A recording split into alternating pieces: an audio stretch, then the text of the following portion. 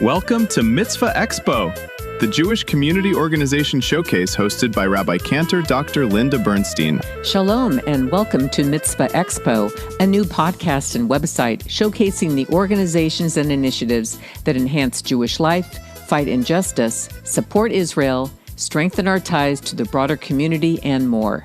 I'm Rabbi Linda. Our goal is simple. We want you to get informed and be inspired by the work these valuable Jewish organizations do on our behalf every day. Alongside this podcast, our website at mitzvahexpo.org serves as a companion hub. There you'll find a showcase page for every organization featured on the program, with more information about their work and ways to connect with them. Today, our Mitzvah Expo featured organization is Hadassah. I am pleased to welcome Karen Bloom, currently serving as Hadassah Region President for the Central Pacific Coast region, which covers Northern and Central California, plus most of Nevada.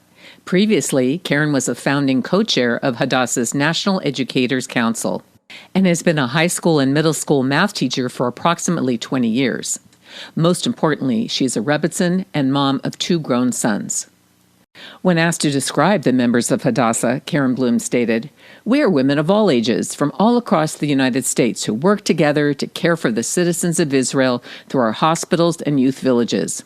We are a philanthropic membership organization that gives women the opportunity of leadership through our Zionist ideals." Hadassah is the largest women's Jewish and largest women's volunteer organization in the U.S., with 300,000 members, associates, and supporters. Hadassah was founded in 1912 by Henrietta Szold of Baltimore, when she observed poor health conditions in pre-state Israel and took action. This was the foundation of the healthcare system of Israel. Currently, the women of Hadassah own 2 hospital campuses of the Hadassah Medical Organization, HMO, in Jerusalem, located in Ein Kerem and Mount Scopus. Hadassah also sponsors 2 youth Aliyah villages in the northern half of Israel, Meir Shfea and Hadassah Nurim. In addition, the women of Hadassah educate about Judaism, Israel, and Zionism, advocate on behalf of Israel, women's issues, especially women's health, and fighting antisemitism. And finally, Hadassah also offers women leadership opportunities and training. Welcome to Mitzvah Expo. My name is Rabbi Linda Bernstein, and I am thrilled to have with me Karen Bloom, the region president of the Central Pacific Coast region of Hadassah. Karen, thank you for joining me today. Thank you so much for having me. Let's begin by asking the question, what is Hadassah? That's an easy one. Hadassah's full name is Hadassah, the Women's Zionist Organization of America, and we are that. We are just that. We are the women of America who own 2 hospital campuses in Jerusalem. We support 2 youth Aliyah villages in Israel, and we have 3 top advocacy priorities that include support for Israel, fighting antisemitism, and promoting women's health. Well, that's a big agenda to have, and I'm very proud of the women of America that they've come together to do this. And certainly Hadassah has been around for decades. Can you just give us a little bit of an overview of kind of the history of how it came about, and why one of the few Jewish women's volunteer organizations that still exists? But there are a few out there. But what makes yours unique? Absolutely. Well, first of all, we're the largest Jewish women's volunteer organization in the United States, with 300,000 members and associates and supporters. The associates are our partners that are not women, that may be spouses or children or anyone else that wants to support. And any woman who wants to join Hadassah, they don't have to be Jewish, they just have to identify as a woman. So that's our numbers right now, and that's what makes us special here in the United States. We were founded in 1912 by an amazing woman named Henrietta Szold. She's from Baltimore, and she was living in New York, and she traveled to pre-state Israel with her mother and noticed that there were some problems there. And specifically, she noticed the health concerns in the children and adults as well. There was a lot of trachoma or eye disease that was very, very treatable, but wasn't being treated. And so she decided to do something about it. She traveled back to New York. She went to her study group and she raised enough money to send 2 nurses back to pre-state Israel to work with the people there. This was the very foundation of the entire healthcare system of Israel. And so that is what had turned into clinics and a movement called Tipat Halav, which means a little bit of milk, where they would bring milk that was healthy to the children so that they could survive. And from there, these clinics grew and turned into our 2 beautiful hospital campuses. One is in Mount Scopus and one is at Ein Kerem. Have you been to these hospitals yourself to visit? I have visited the hospitals, yes. What was your impression when you first walked in there? You must have felt extremely proud, being that you are so involved with Hadassah, to see the outcome of all the efforts and all the fundraising over the years.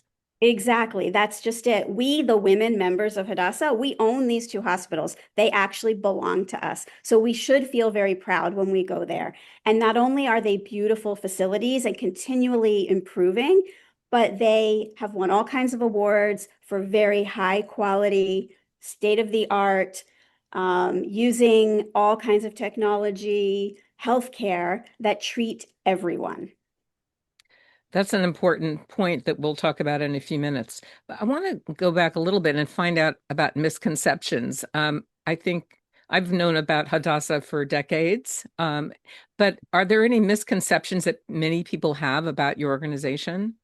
Absolutely. So we always remind people that we are a philanthropic membership organization. So our job is to build community through membership and to raise money for our hospitals, our villages, and all of our other initiatives. So what people think is that we're a bunch of grandmothers who meet for lunch and maybe send money to Israel. And so while that is something that might happen, we are women of all ages. And we, like I said earlier, we are Jewish or not Jewish. It doesn't matter. We care for the people of Israel through the hospitals and youth villages. And we follow our Zionist ideals to do that, to help the people of Israel be healthy and to educate youth from Israel and from other countries who may be at risk and need our support. I think sometimes when we're here in the United States, we think, what can we do to help Israel? And the Hadassah kind of establishes like a leadership conduit to do that. Can you tell us a little bit about that? Like, what are some of the leadership roles that Hadassah women have assumed over the years? Oh, absolutely. So Henrietta Szold, who started the organization, she was very connected to all the different people in Israel, the founders of Israel. Unfortunately, she died before 1948. She didn't see the creation of the state, but she did see the people that were working to create it and was working together with them to save the children from Europe into our villages and to treat all people to help them be healthy. So nowadays we have amazing leadership opportunities. We have the national level where we have a full national board and a national assembly. And then everywhere around the country, we have different geographic areas that are broken up into different numbers of regions, depending on the number of people that belong to Hadassah in that region. So everyone that comes into Hadassah is welcomed and is a part of the community. And then as we take on jobs or roles, we get to learn and be trained and be promoted through different levels of leadership. And I feel so lucky that I started in Hadassah when I was in my 30s. I was a member longer ago before that. My mom and my grandparents, they were members of Hadassah as well. But I started being active in my 30s and I wasn't ready to take on larger roles because I was busy with my family and my job as a middle school teacher. But I have worked my way up now that my sons are out of the house and I'm working part-time as a teacher. I can dedicate more time to my leadership role in Hadassah. So right now I'm region president, and after I finish my 3-year term here as region president, I will have many, many opportunities to work at the national level and help other leaders come up into Jewish and Zionist leadership as well. Well, you sound like you've set up a great example of how one can start kind of at the local level and work one's way up to a more national or international kind of level. Exactly. I actually have Yes. another story about that. As a Hadassah member, I was attending a lot of things on Zoom when we were at home for the shutdown, the pandemic during COVID. And someone saw me and noticed that I was a teacher and sort of plucked me out of obscurity. It was our past national president named Rhoda Smolo and said, why don't we ask her to help us start the National Hadassah Educators Council? So Hadassah has 4 professional councils. We have one for nurses. That was our first one. And it's now nurses and allied health professionals. We have one for physicians. We have one for attorneys and judges. And our 4th one that just started a few years ago is the Educators Council. My co-chair, Gail Hammerman of Brooklyn, and I are the founding co-chairs of that council. So I had the opportunity to serve at the national level even before I became my region's president, which was really remarkable. That is great. Well, it attests to your skills and your versatility in doing your day job and also volunteering for Hadassah. What are the key issues or initiatives that Hadassah is focused on right now? So always our top 2 priorities are our 2 hospitals. We call that HMO, Hadassah Medical Organization. And we are always fundraising for those 2 hospitals. And right now we have a special campaign. We have 2 special campaigns that are happening. The first one is just for the hospitals, just for HMO, called the Rady Match, and it's a match for pediatrics. So all the way through June 30th, people that donate to that match, their donations are doubled by the Rady Family Foundation, which is very exciting. And that goes to the hospitals? It'll go specifically toward pediatrics in the hospitals. Mm-hmm. Exactly. And our second big project is our 2 youth Aliyah villages. One is called Meir Shveya, and one is called Hadassah Norim. And we are continually raising funds for them as well. Recently, we built a new mamad, which is a bomb shelter that they were able to use during this previous war with Iran, unfortunately, but we were able to raise funds to build it. And the youth that attend these villages, do they sleep there? Or is it like an overnight kind of a long-term residence, or is it something they kind of visit and come and go? So there's both. There are the students who are from other countries who live there. Maybe they are from Ukraine or Ethiopia or somewhere else. Or Russia, they come and they live on campus. We call these our Na'aleh students. And there are also students that are day students that live locally and just come for school and then go home. In Israel, if there are students who can't go home for whatever reason, if they don't have a stable home life, they can also live on campus. They're just not called Na'aleh because they're not from outside of Israel. So lots of Israelis come and Israeli students live on campus as well. At each of the sites, there's day students and live-in students. Okay. Thank you for that question. Yes. I really was not aware of these youth villages before, researching for today's conversation. So it sounds really interesting. And so these are for troubled youth or people or youth that for whatever reason their home life is unstable or so it provides, I guess, vocational training and other kinds of special opportunities, sports, just for team building purposes and other things that they do. Absolutely. Tons of extra activities after the academic day, preparing all the students for their Army service and for their Bagrut, which are their matriculation exams at the end of high school, so that they can go off and do their Army service and then come back and do whatever they want to do, whether that is going to university or going into the workforce. And you understand that the students that go through your program have a higher pass rate of these qualifying exams than the average? I don't actually know the numbers compared to the rest of Israel, but I know that the numbers are very high and that its a main goal is to get students to have the opportunity to do whatever it is they want to do. That's great. So you're opening up all kinds of opportunities for them. Exactly. Another area that you're involved with, I understand, is Young Judea and that as a youth organization and scholarships that you develop for that. Exactly. Young Judea used to be a project of Hadassah, and it has been standing on its own for a while now, but we Mhm. still support them through some financial contribution as well as scholarships for young people that are either going to Young Judea's year course or going to Young Judea's summer camps, so we can help more students have that Zionist experience. You mentioned three priorities. We've talked about definitely the support of Israel, one, and then there's also combating anti-Semitism and women's health. Could you Yes. address those other two and just kind of tell us some of the important things that you're doing in those areas? Totally. These are core to what Hadassah does. We have a division in our organization called Membership Outreach and Engagement. And under that division, there's an advocacy department. And that advocacy department developed our three priorities that you just mentioned: Israel, combat anti-Semitism, and women's health. And women's health is an obvious one.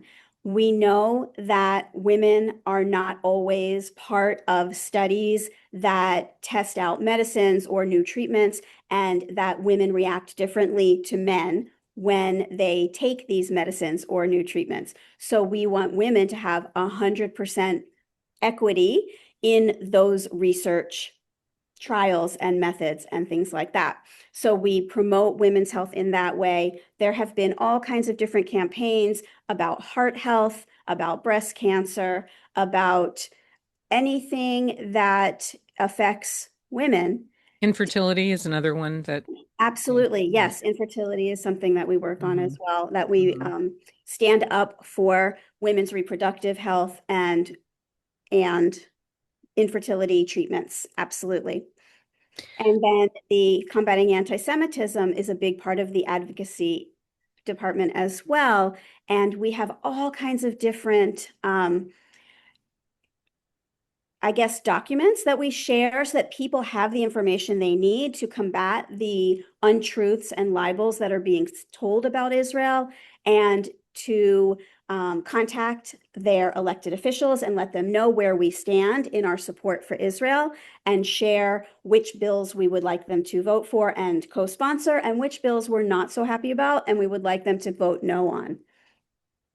So in terms of combating anti-Semitism, so you have like lobbying function. That's one of the things. Are there any other specifics? Do you work with some of the other like ADL and other organizations We in their certainly efforts? we certainly can. We recently had our day on the Hill where about 200 women from all over the country traveled to Washington, D.C. and went and visited senator and representative offices.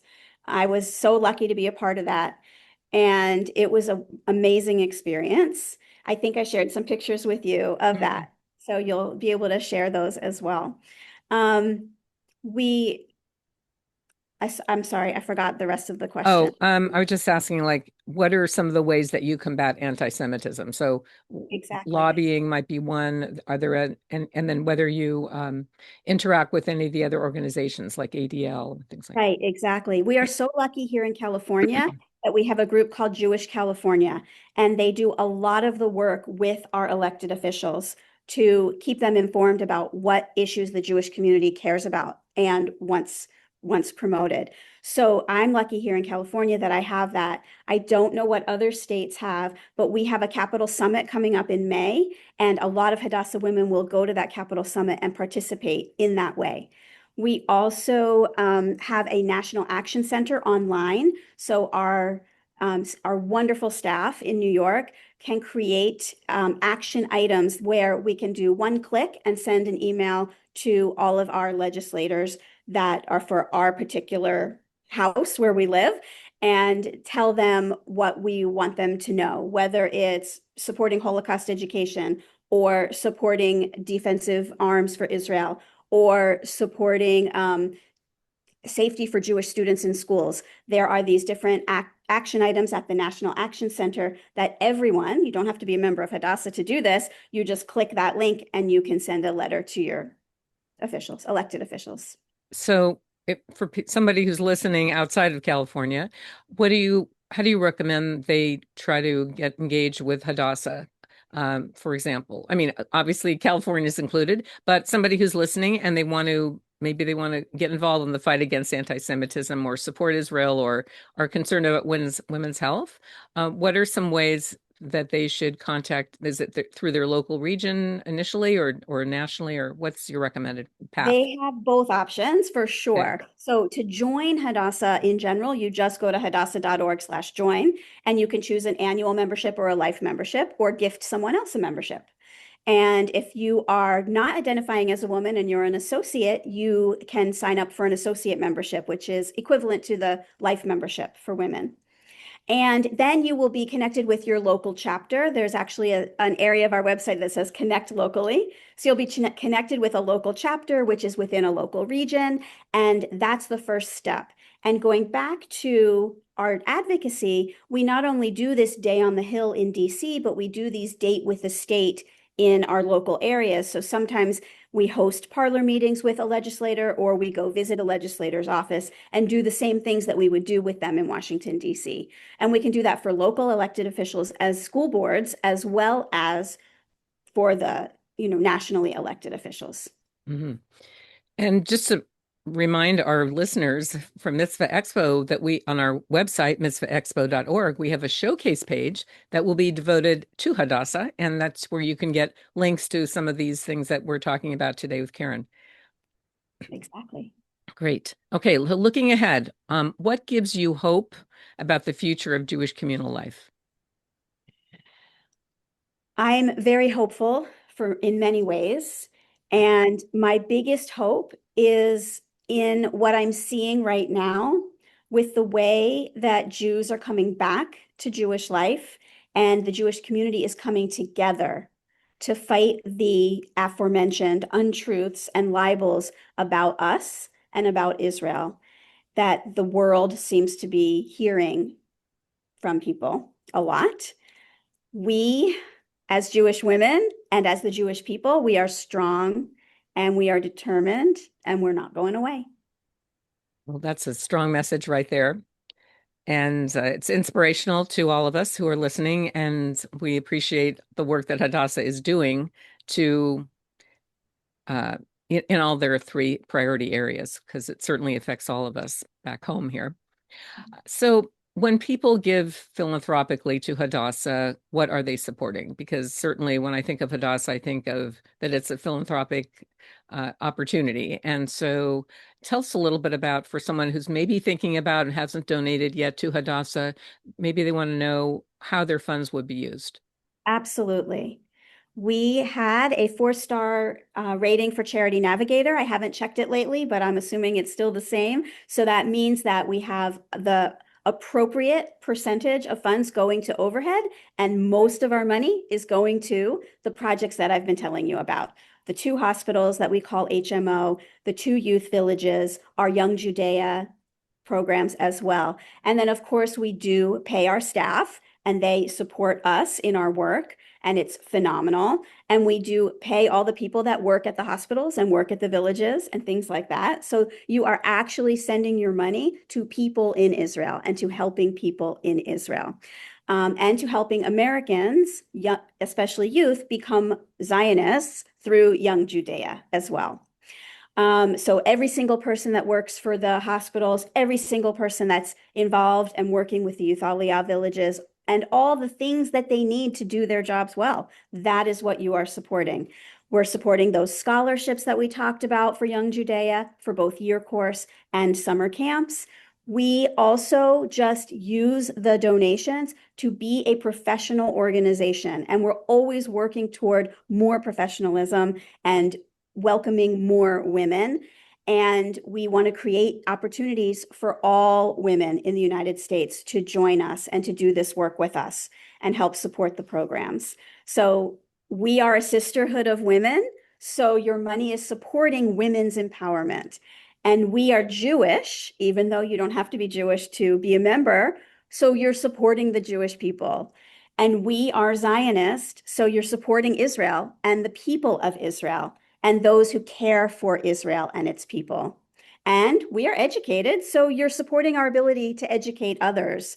And we are people who care, so you are supporting our caring for others as well. Is it possible to earmark particular funds for any one of your different priority areas, or when you donate, it goes to wherever it's needed? There are drop-down menus on the website where you can choose which area you'd like to donate to. And when we do our events, we choose a focus for our events that are raising money as well. Sometimes it's just in general, Hadassah in general, and then it goes to everything. Sometimes it's specifically for, let's say, the Rady match for pediatrics that I just told you about. Mm-hmm. And yes, often especially if you are giving a larger gift, you can earmark it for exactly what you would like it to be for. That's great to know. So how else can someone support Hadassah besides giving money? Definitely join us. The membership numbers matter, and we would love to have you join us and receive our award-winning Hadassah magazine as a benefit. It is phenomenal, and it is not to be missed. So joining the organization is huge. And once you've joined, connecting with your group and taking on leadership roles is another way that you can support Hadassah, and telling people about us and bringing new people in and having new women take on leadership roles and work our way up through leadership so that our organization can be here for the next generation and the next generation. Are there regular Hadassah meetings within a region, like once a month or something like that? Like, how much of a time commitment might there be to become a member?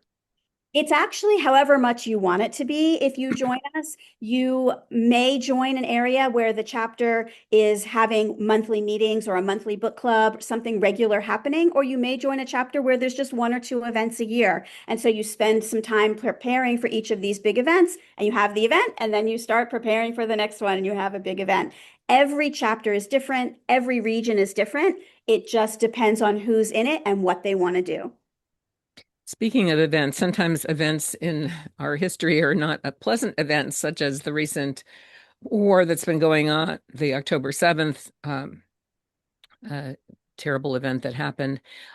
When there's a particular crisis or something like that, or an emergency, does Hadassah have any kind of special role to play, and how can we help in that regard? Absolutely. Our number one priority is protecting our people in our villages and at our hospitals. And so Hadassah has built many underground areas of the hospitals. And like I already mentioned earlier, the new shelter for the students at one of the villages, that's our top priority. So when the Gaza war started with October 7th, immediately students that could go home went home, and students that could not were taken care of in the villages.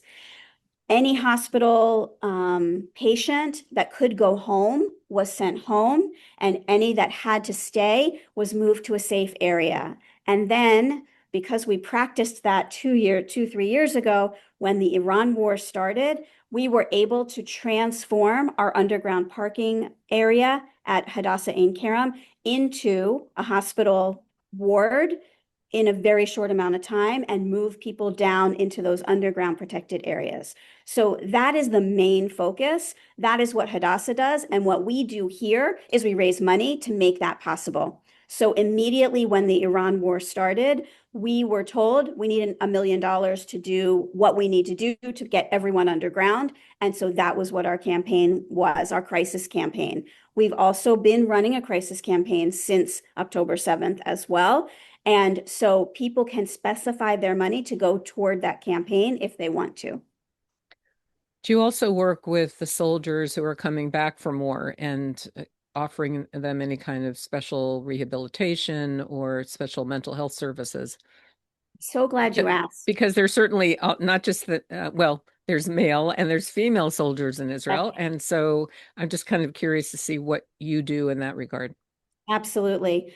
So at October 7th, 2023, Hadassah was in the process of building a rehabilitation center called the Gandel Rehabilitation Center in Jerusalem at the Mount Scopus campus.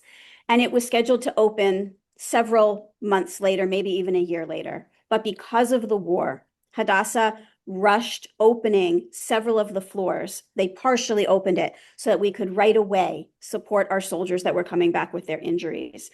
And the Gandel Rehabilitation Center continues to be worked on so that we can finish all the floors as expected. But it has top-notch, state-of-the-art, everything that a returning injured soldier might need to take care of their rehabilitation. And that includes the mental health side as well. In addition, HMO, after October 7th, hired more psychologists and counselors, and the head of psychology, I think the head nurse of psychology, I'm not remembering exactly, sort of said, give them my phone number, and anyone who needs me, just have them call me. And that is the kind of person that works at Hadassah. So they started a helpline for teens. They increased the man and woman power that they were putting into mental health services. And that increase remains to this day. The work we do is extraordinary. After the war, during the war, the families are trying to cope with the new reality of perhaps it's the male member of the family who's off at war, or if it's the mother. How do you help to support the families during this kind of a crisis?